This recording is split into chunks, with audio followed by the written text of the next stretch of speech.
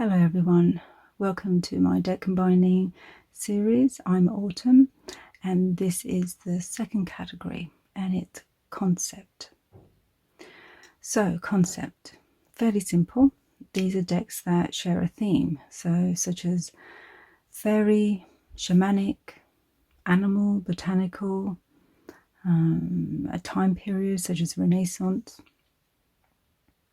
or they share a focus such as romantic love or chakra healing.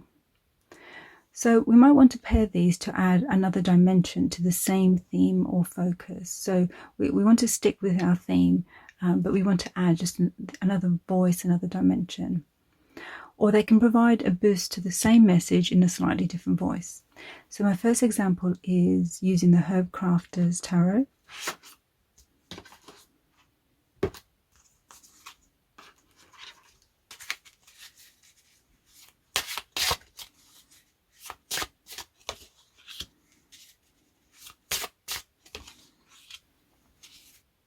So here we have the High Priestess, which is Mugwort, and Ten of Earth, which is Horsetail.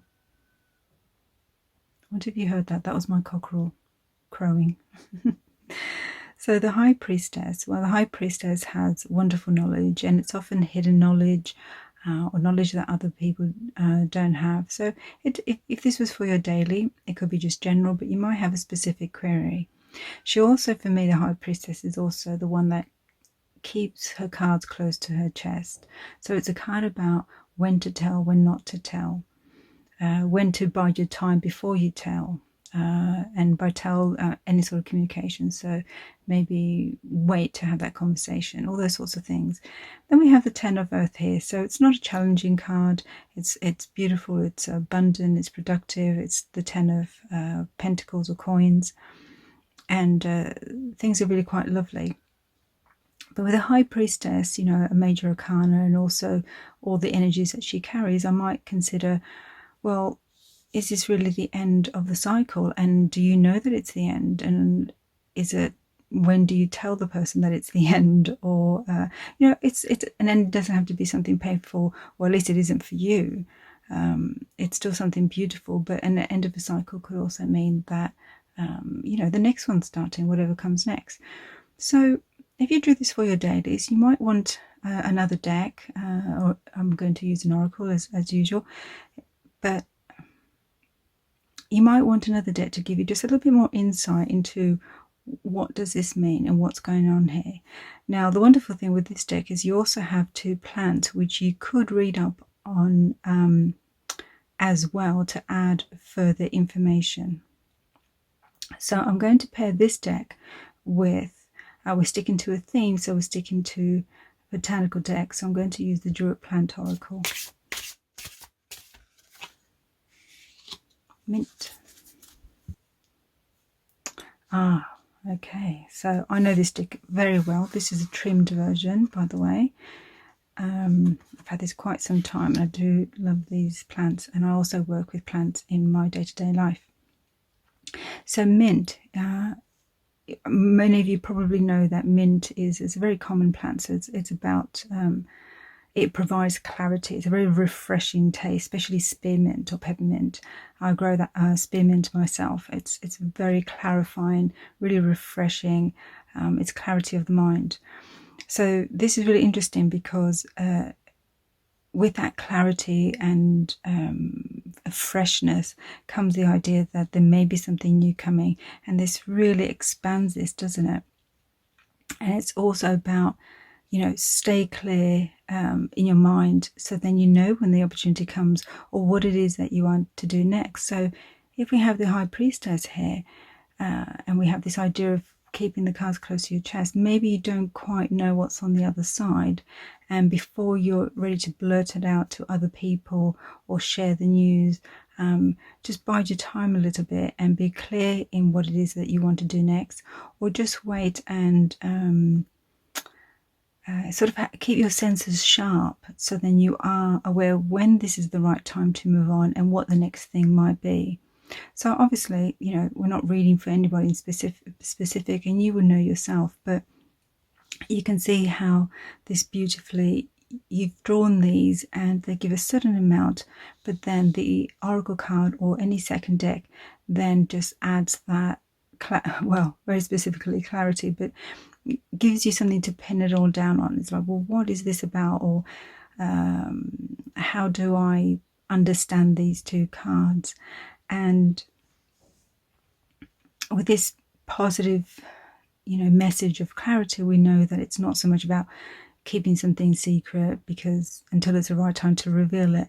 It's more about not rushing forward and waiting for that full clarity, that full knowledge that comes from the studying, the learning. And I mean that in the most broadest sense of just finding out, find out your details, clarity, find out the details to that project or that thing that's coming next, or you think might come next, or get the details sorted of wrapping this up properly. There's lots we can look at, but you can see how much that has just helped understand these two cards, which on their own, absolutely you can get lots from, and if it's for yourself, you would know what it means. But just adding that different voice is somebody who brings a little bit of clarity to you, a little bit of extra insight.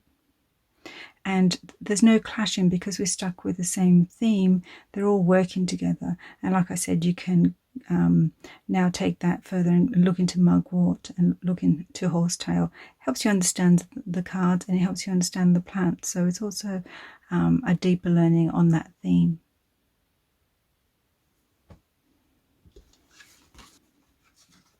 So this is a straightforward tarot, but it's also very heavily animal based. It's one of those decks that I feel I could also use as an oracle deck. I feel the same way about Spirit Song. I feel I can just look at the animals and disregard the tarot side of things.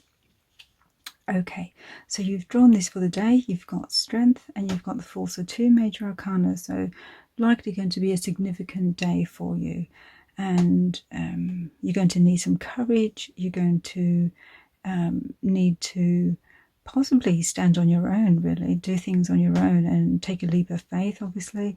Have the courage to take the leap of faith, have the courage to go it alone, have the courage to start this new thing. But what is this all about? So that might be enough for you. You might know what this is about or have a good idea, but we add a second deck, a second voice, we can just get a little bit more information.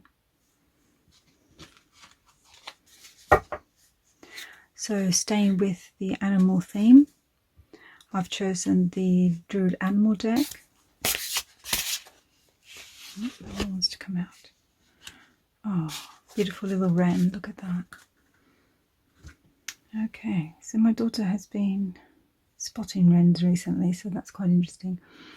So the wren is, to me, and I think possibly it is the same in the book, but I'm just going to go with what I know. The wren, it's just humility. It's just a tiny little thing, but it's very resourceful, just like any other bird. Does what he needs to do, but he's not majestic like an eagle. It's a quite humble image. So despite this, strong major arcana, Strength and the Fool, this one sort of, I feel, supports this Fool card. It's like, yes, have the courage, have pride, have belief in yourself, but also, not just also, well, the Fool will say also, have a bit of humility, because it is faith and naivety and just being humble. You're at the beginning of the journey. But what this Oracle card then does is it supports the Fool. It supports that idea of like, you don't need to be grandiose, you don't need to make a big splash.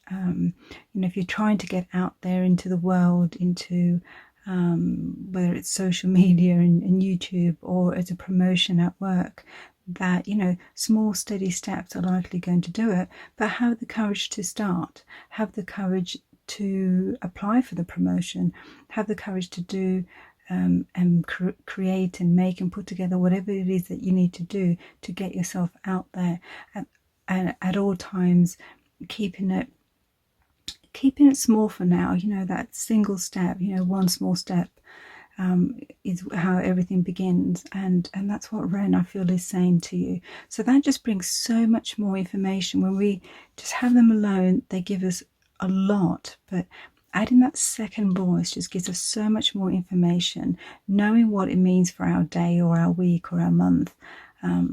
Which part of this do I need to emphasize? And keeping it in this animal theme is just really lovely.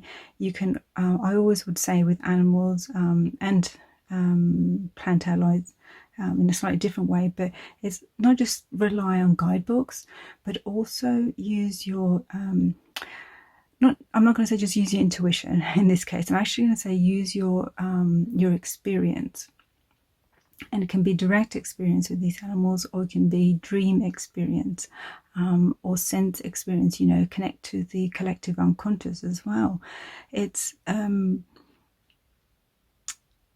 have a very sort of Jungian approach to dreams and interpretation, and we can have guidebooks on what a dream element means, and because we are connected and there is the collective unconscious, then we do have archetypes and we do have recurring themes with similar definitions, with similar meanings.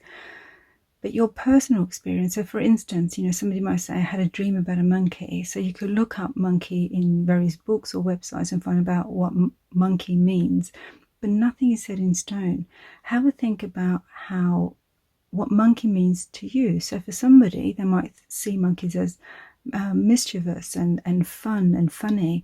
Somebody else might see them as dirty and disgusting, or annoying, or they've recently watched, I say recently, or sometime in their past, they watched a documentary where the animals are actually quite hostile to each other and hierarchical. So that has seeped in. So how you feel about monkey says a lot and means much more than any guidebook. So absolutely read the guidebooks, especially if it's an animal you have no connection to or no feeling about. But in that case, you can use your intuition. What do you feel just comes up from inside when you see this? I think it's an ox. It could be just a cow, but I'll have to look that up. So alongside the tarot reading, when it comes to, say, an animal theme, draw, spread, also consider the animals and how you feel about them. And that will give it a whole new other layer, or it can just inform that card for you, or that card for you at this moment. So I love animal decks. Actually, it took me a long time to connect with. For the longest time, I just couldn't get past anything other than king, queens and kings, human beings. And now I absolutely adore animals, and I adore animals in real life, but decks were a different thing. But I absolutely love them now because they really speak to the primal nature and instincts within us as well. So themes can be really great because they help you. They work well together, the cards, but also it can just provide so much more. And if you stay with a theme, it can enhance a theme rather than pull away from it.